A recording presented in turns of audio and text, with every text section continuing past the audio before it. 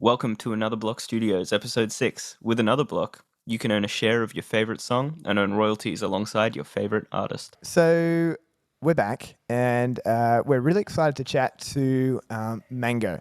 So Mango is the creative director at a project called Charge Particles. Now, this came about because we were speaking to Matt from Unchained Music, and he was telling us that his project is developed on a protocol named Charge Particles. And so we thought, oh, we should look into that.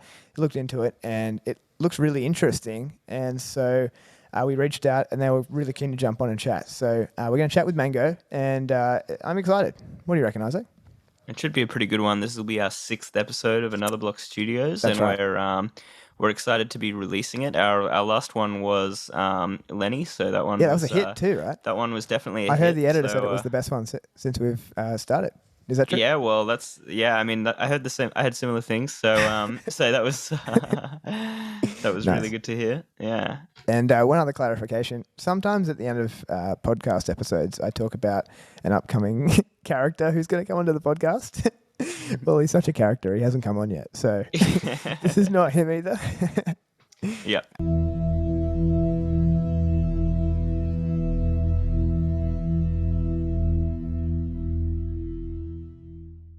Absolutely. Oh, great fine. hoodie. Show that hoodie. Thanks. Yeah. From I guess it was from November's NFT NYC. I missed this one, but Gotcha. figured since everyone's just coming back from it, I'd represent a little bit. 100%. Yeah, a few of our crew went down. Isaac and I didn't get the opportunity, but Yeah. maybe next time.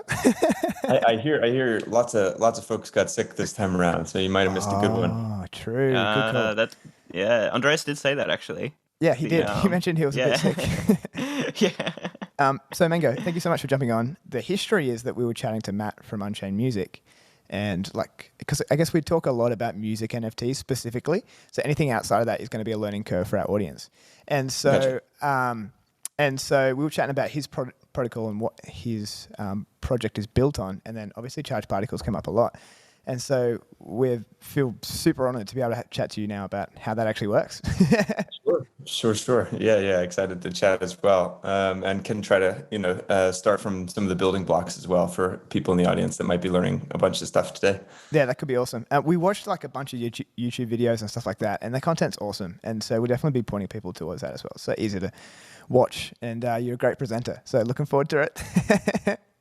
Cheers. Yeah, thanks, guys. Excellent. Maybe just a question off the bat. I know you're the creative director there at Charge Particles. Could you maybe just tell us about what you do day to day and what that looks like for you? Sure. Yeah. So I guess I'm about a year and a half now at Charge Particles and started on the community side of things. So bringing people in, especially looking for folks that were interested in utilizing our technology to build new models like Matt from Unchained and other projects like that. So initially my sort of day to day was, community, curatorship and building a community of builders. And so now it can vary at times, still maintaining a lot of the, sort of the community side of things and starting to uplift our governance structures and getting people voting and discussing on, the governance forum and the snapshot and that sort of thing. So that kind of community organization is still part of my day to day. But really trying to help inspire, maybe the next generation of builders, and as we're getting closer to having tooling built out, like an SDK for developers to take our tools and build it into their own ecosystems, trying to find more motivated people that are like, oh, I need this and I know how to do it, rather than coming to us and asking us to do things for them, trying to identify people that are out there innovating and get them inspired and that sort of thing. And I've also got a few of my own sort of creative endeavors that, utilize Charge Particles in novel ways and that sort of stuff. So a little melange of everything, so to say.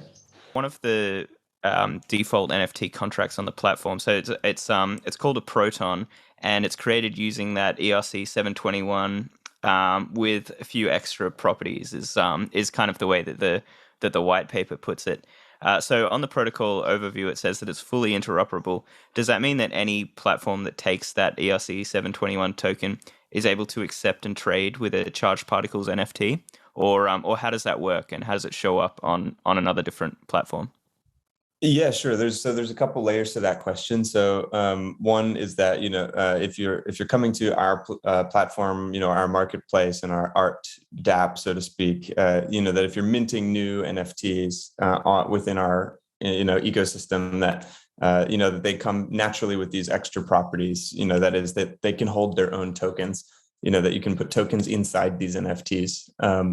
And those NFTs themselves are completely non-custodial, so you can go list them on OpenSea or put them up in crypto voxels or whatever. But I guess what we mean by interoperable here is that other NFT contracts that say you minted an NFT on Rarible, or you released your own 10K PFP project or something like this, is that we're able to allow lists to these other contracts so that even though they were made maybe even before ours, that retroactively they can come and utilize these smart wallets and hold their own tokens and that kind of thing. So we're moving to the stage in our development where you don't have to be minting your NFTs on the Charged Particles platform in order to use this composability. And I guess it also refers a little bit to that we strive to be blockchain agnostic. We're live on Ethereum and Polygon at the moment, and are looking at third, fourth, fifth blockchains. It's sort of a matter of in what order and when we have enough resources to move to each one. But we'd like to be as agnostic as possible when it comes to chain choice. Yeah, man, that's amazing. Okay, can I take a step back here? So, Sure. so you're basically you're facilitating the technology that allows people to nest other digital assets within an NFT. So that can be other NFTs, or that can be other cryptocurrency. Is that about right? And so, could you talk about maybe a use case for both, and then maybe just touch on a little bit your connection with Aave liquidity pools and how that works as well? That'd be really awesome. Sure. Yeah. So, I mean, just like on the most basic level, we allow you to turn your NFT into a container that can hold a bunch of different kinds of assets inside of it. So, as you mentioned, that can mean other NFTs, one of ones or 1155s, or it can be ERC20 tokens, and that can mean lots of things, like social tokens or interest-bearing Aave assets, or liquidity provider tokens, or social tokens, or POAPs, proof of having been to NFT NYC, for example. Any of these things can now be stored inside an NFT, and when that NFT is transferred or sold or burned or whatever, that those tokens go along for the ride, which lets you kind of weave some interesting new layers of value together. So there's a couple different use cases for NFTs themselves. So like bundling assets together is really interesting for, say, artists trying to sell a whole collection, or a conference, for example, that wants to do swag bags with a bunch of different tokens from different sponsors, or like prize pool bundle kind of situations. Or looking down the road a little bit, where I want to store all of these items in my metaverse parcel inside the parcel itself, and so like I could sell like a completely furbished parcel or something that's got art up in it and assets I've collected and whatever.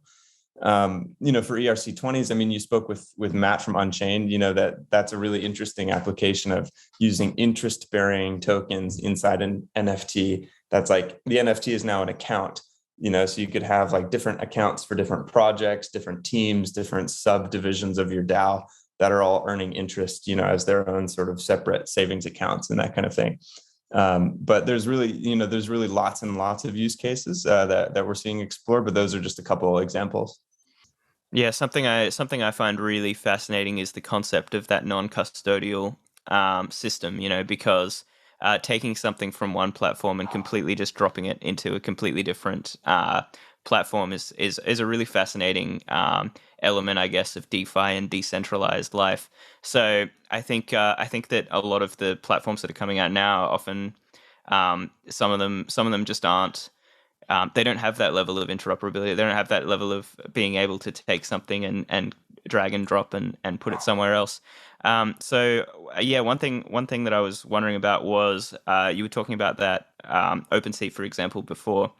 How does a currently charged particle show up in OpenSea? Is it fully integrated yet, or does it have to still be integrated into OpenSea's system? Like, do they have to do any more developing, or can the sale actually happen only on charged particles, or can it happen on other marketplaces? Yeah, so the NFT itself is non-custodial, and a good chunk of the contract is what you would come to expect from an ERC 721. So if I mint an NFT on Charged Particles and fill it with 10,000 USDC and go to OpenSea, you'll see the JPEG or the GIF that is the NFT, or the package, so to speak, of the NFT. But that the 10,000 interest-bearing USDC inside, well, OpenSea's UI doesn't know that that's there, or doesn't have an infrastructure to call the contract and see the blockchain and know that it's there, then to display it for you. So that's really the next steps which is why we're building a software development kit for developers to take our contract and to be able to display them in whatever way makes sense for their part of the ecosystem. But at the moment, the only sort of like window into the subatomic sort of universe of this NFT, if you will, is through the Charged Particles marketplace. But we'd like that to be everywhere, because it's obviously in the interest of a place like OpenSea to keep people on OpenSea. So we want to build all the tools that anyone would need to add that sort of functionality to their ecosystems. Yeah, gotcha. That makes a lot of sense. Okay, so in preparation for this, I thought it'd be fun to like maybe go on there and mint an NFT. So I went on and I like followed your like tutorial YouTube video, like which I fully recommend. It was great. And so there's a few parameters there that I thought maybe we could clarify what they are. And so Sure. The first one is, I think the way you treat creator royalties, there's sort of two segments to that. Could you talk Sure. about, in your space where we're now talking about interest-bearing NFTs, could you talk about how that works, and then even how you can assign that to a third-party wallet and stuff like that? Yeah, absolutely. So, I mean, most people are familiar with the idea of a resale royalty.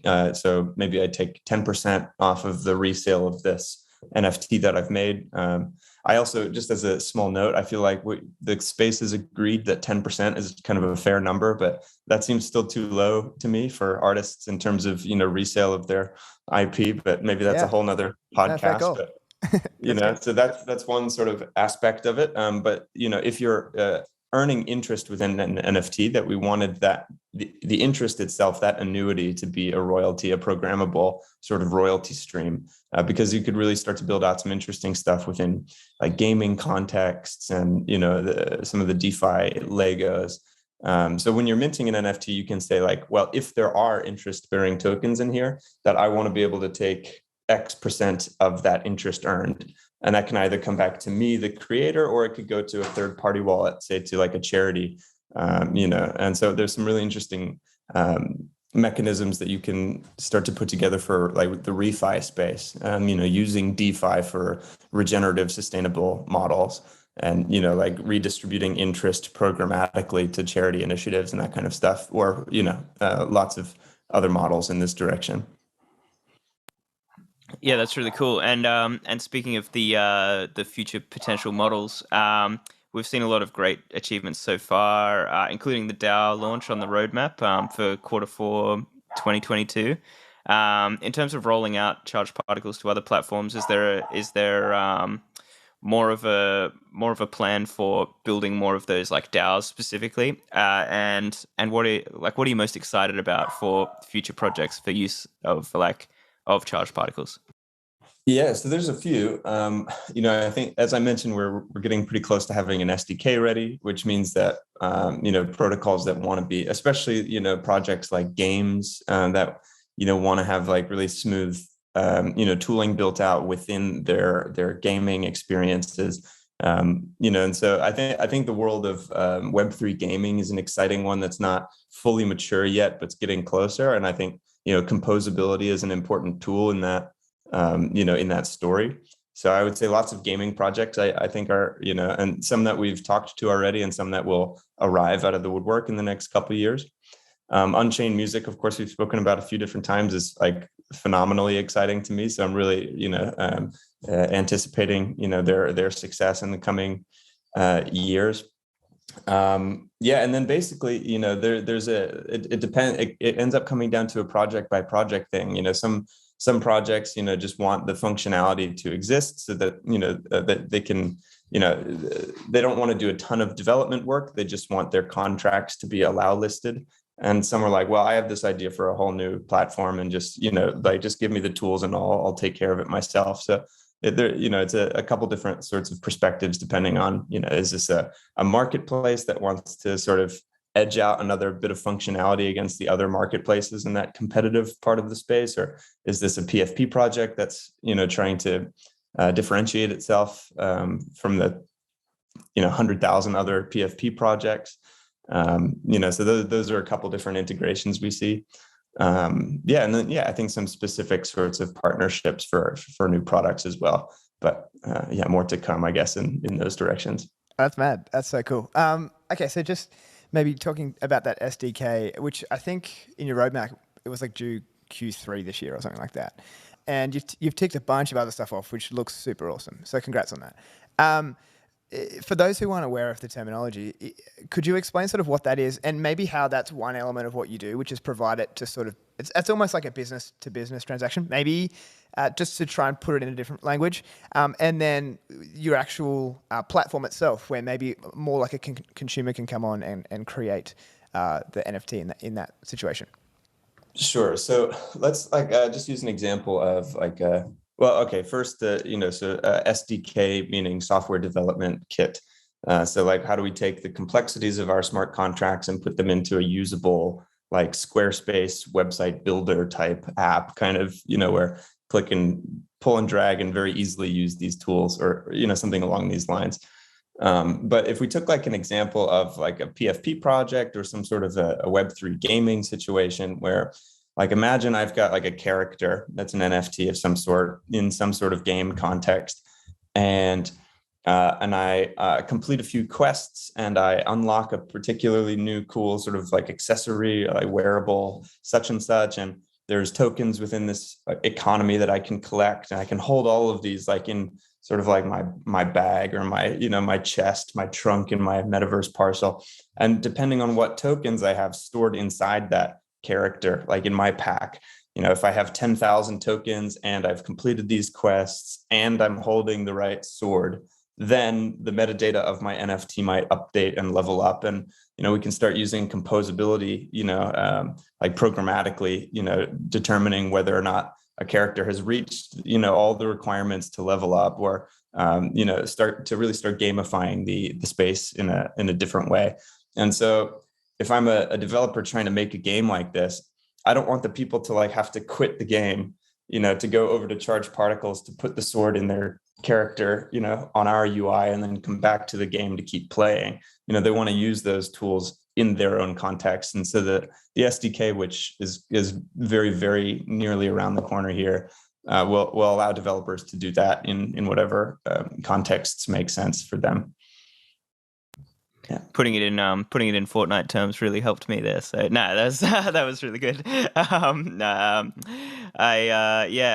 find that one of the things, for example, Vitalik originally made Ethereum just because he was so angry with World of Warcraft or whatever, because he lost his gear that he'd leveled up, and he got really mad. So, and then it became the second biggest cryptocurrency that exists today. So it's a really cool concept, I think.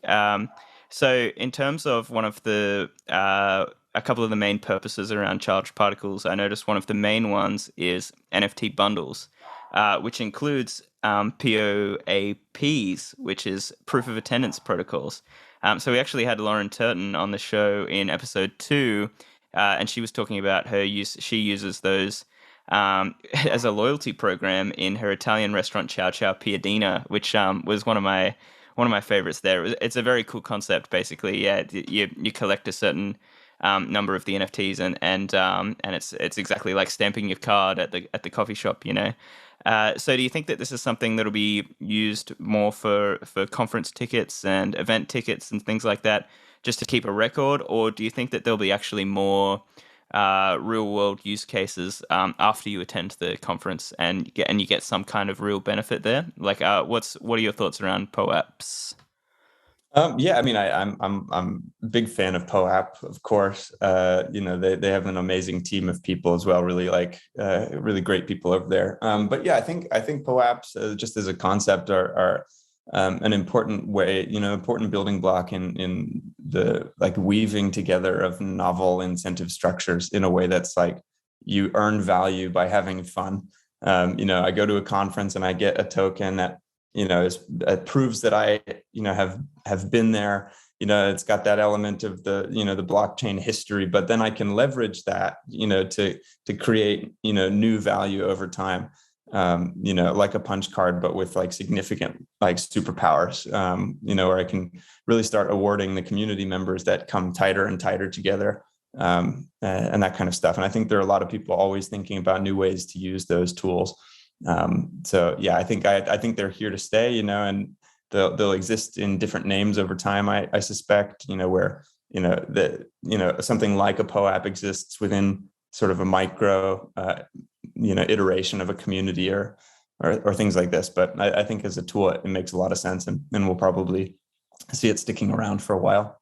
Yeah, right. That's super interesting. So, in regards to the revenue model, if that even is a necessity, I was looking at on the white paper sort of some comments that you had there, and I think one of them was like, one way you could do it is on your marketplace. You could push up particular NFTs depending on if people, I guess, applied some sort of I don't know, marketing towards that. And I think the other one was like, if people were going to mint an NFT, you could suggest, oh, why don't you put some DAO in this NFT, and there'd be maybe a small margin on that as well. Are they the two main revenue sources? And is that even really like, is a revenue source a necessity if this is the goal here to just be totally decentralized?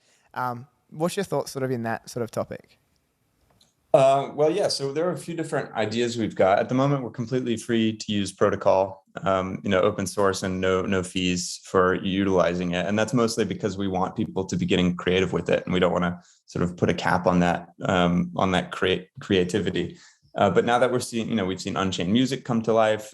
We expect a few games to come to life, and some of these pretty specific sort of partnerships and whatnot, as well as like ideally integrating into the whole ecosystem where everyone's asking what is in this NFT, and you need to be able to see those tokens inside.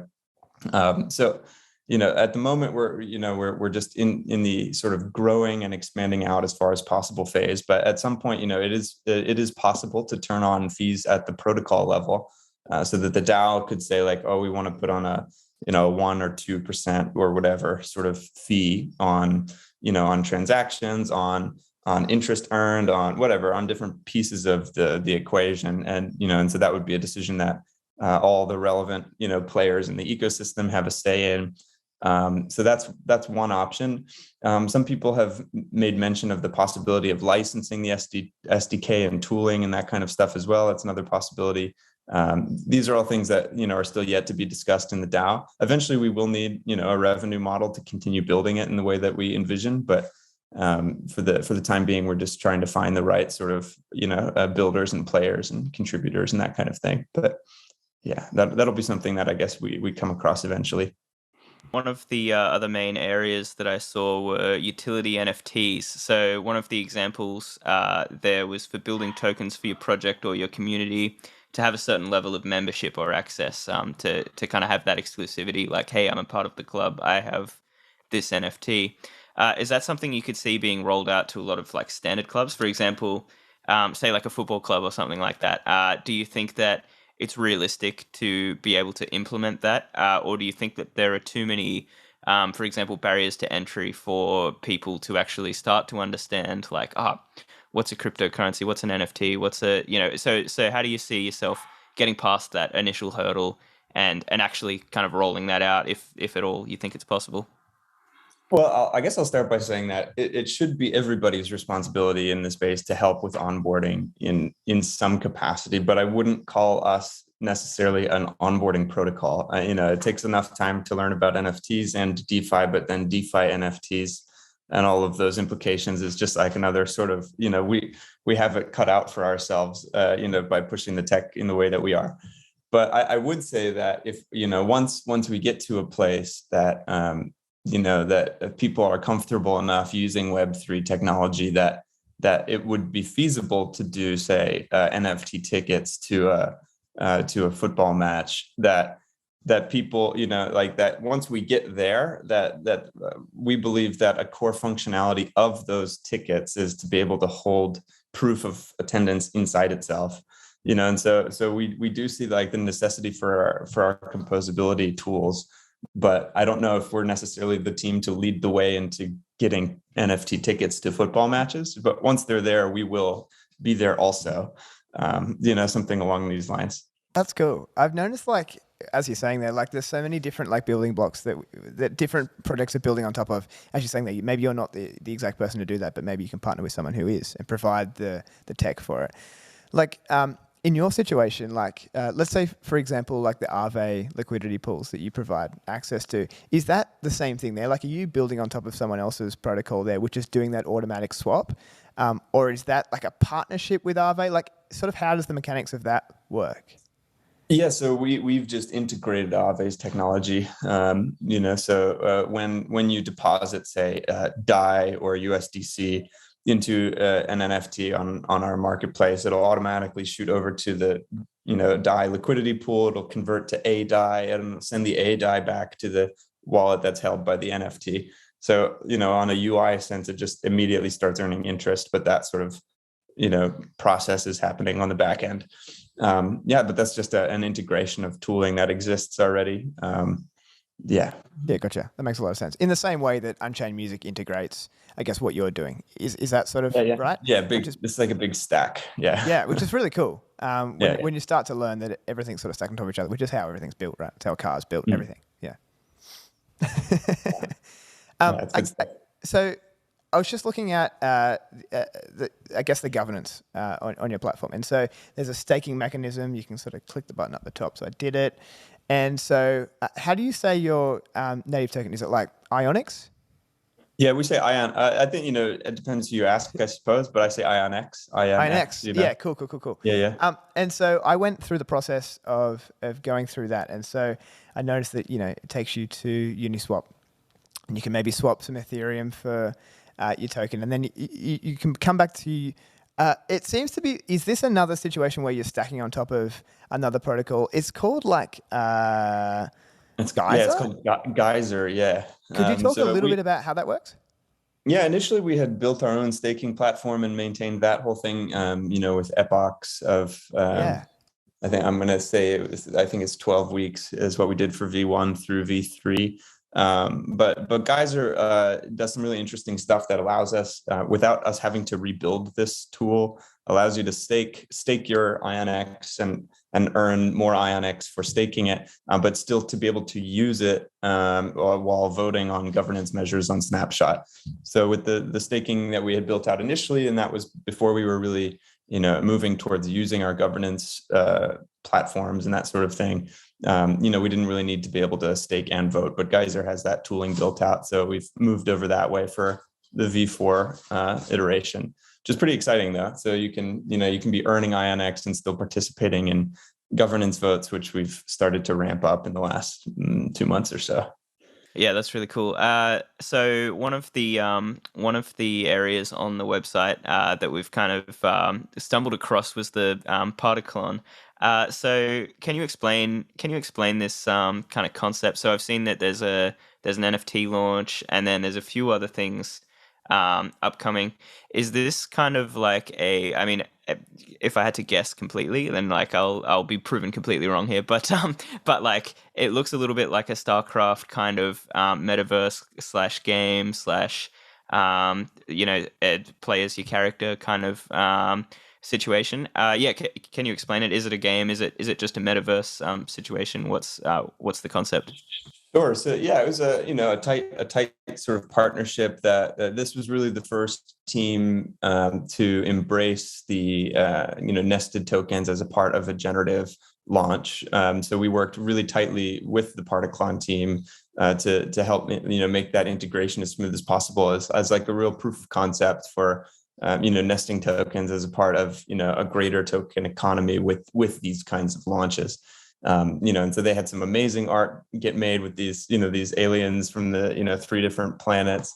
And so what was interesting about this drop is that at the time of minting, when you minted these NFTs, that they would come pre-generated with tokens inside them already, based on when during the mint you minted them. So like the people that are minting right away are getting a higher allotment of these tokens inside the NFT that then will be used for future developments within that ecosystem. And I'm pretty sure they have ambitions to turn it into quite the game over the next 6 months to 2 years or something. Building games takes some time, but yeah, it was a proof of concept that for these generative communities, that building in interesting token mechanics like this can really help you make a more robust community with like more interesting sort of, it's not just a piece of art and then founders disappear, but that like, okay, this token can be used for this part of the that goes back into weaving all these things together. So that was really the first one doing it. We've got another one that's just launched, that I'm sort of leading the way on as another bit of a use case experiment called the Blue Chips, which you can see at weloveguac.org, which is the next project to be utilizing some of the charged particles technology within the context of an NFT community. So we're going to get to hopefully start playing with some ideas like leveling up your profile picture based on how many tokens are staked inside and these sorts of things. Wow. Yeah. It's amazing. I feel like the gaming community is like a whole nother world. There's a lot of complexities, and so I guess charged particles adds a lot to that. That's really cool. So one other thing, some clarification would be awesome, is Leptons. So it looks like it maybe increases the yield in NFTs. Could you clarify that a little bit? Yeah, so it's been on the back burner for quite a long time because we've had to focus on some of the core functionalities of the protocol for the last few quarters. But they're very much on the roadmap still. And basically what will happen is, in an example where I put some DAI, into an NFT and it starts earning interest through this Aave integration, that eventually you will not just earn DAI, you'll also earn our token IONX. So that gives you a reason to leverage within an NFT rather than just going to Aave in the first place. Among these other interesting sort of woven layers that you can use them for, but and so what Leptons will do is boost how much INX you're earning inside an NFT. So that's sort of this, another sort of layer of gamifying the DeFi process. But that's pretty shortly after the SDK on our roadmap. So once the tooling is out there for other people to really start building, then we'll circle back to this as an exciting new model within NFT yield farming. Amazing. Yeah, that's great. So coming back to sort of the gaming NFT gaming situation. So there's the particle on which you kind of explained there. Then you've also got one of the use cases that's mentioned by Charged Particles is Paragon's DAO, as well as so the whole idea there seems to be about blockchain gaming. Is this a completely separate idea from Particlon, and is it its own separate project? And are they building a game, and is it like a whole decentralized team that's building that, or is it a specific actual cause there? Or? Yeah, so Paragon's DAO is a partnership, and they're doing some amazing stuff. I'm sure that would be another interesting episode for you guys, just to chat with the Paragon's folks. But we've partnered with them to help with during their token launch. So often when a token goes live, you'll have some amount of allocation set aside for team and investors and these sorts of things, and they're usually on some sort of a vesting schedule. Unlocked after X amount of time, and streaming for X amount of time, or having these so that the community can feel safe that they're not going to be sold upon. But with the Charged Particles NFTs, you can nest these assets inside and then lock the NFT for a certain amount of time, so you can kind of get at some of these vesting functionalities.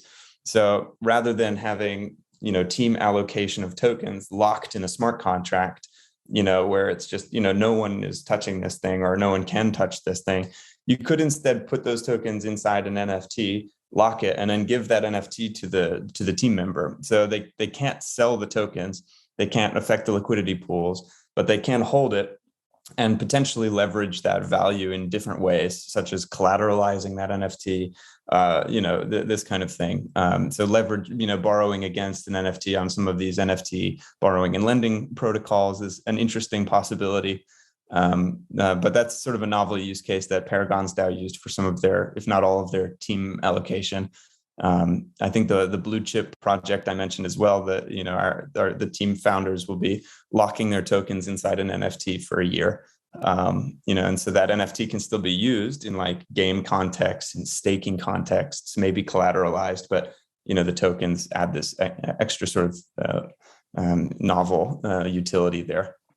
That's so fascinating. It almost sounds as though is that like a similar concept to, for example, working at Google, and your Google shares can't vest until a year after, but it's almost like it's a better solution because you can then borrow against your Google shares that you get for working for Google, and then you can use that money now as and like pay back an interest rate, and then at the end you get like this great lump sum that gets vested out, or this partial lump sum, and then you get another partial lump sum, and then it sounds like such an interesting way to almost reimagine giving equity in a company. That's amazing.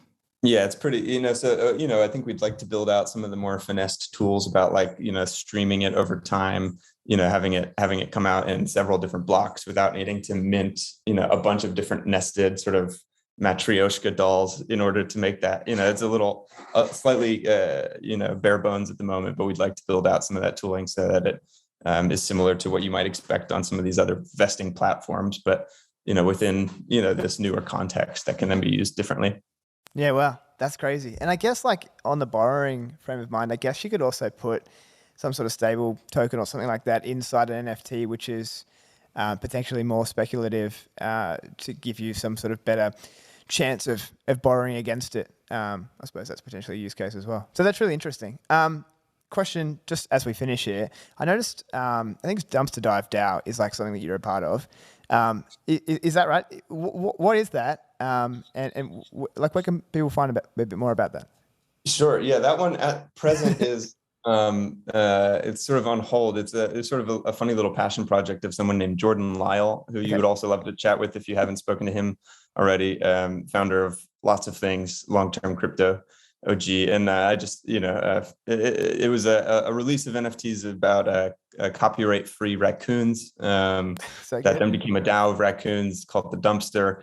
Looking for sort of shiny knickknacks in the NFT wasteland, so to speak. But it's kind of on pause at the moment. I think it would be cool to integrate some charged particle stuff there. I'm always trying to, especially with creative communities of crypto native people that are interested in exploring new tools. I'm always trying to introduce some of our concepts into those communities. But initially, it's just a bunch of silly raccoons, and would love to see some charged particles use cases show up at the Dumpster eventually. Yeah, sounds perfect. Can't wait. Okay, so firstly, thank you so much for jumping on. I feel like it's gone so quick, but I think it's time. Where can people find out a bit more about charged particles, and then maybe even like yourself? Where would you want to push them? Sure. So our website is charged.fi. You can find us on most social media platforms at DeFi NFT, including Twitter and YouTube and these other places. And then personally, I'm Mango Dogwood on Twitter. If you want to reach out specifically, I'm happy to chat with folks that are interested in integrating into novel use cases and whatnot. So my DMs are open and whatnot. But yeah, that's a basic rundown of charged particles. Thanks for having me, guys. It's been a pleasure. Thank you so much. Thanks for coming. That was amazing. That was a really good episode. Yeah. Perfect. Thank you.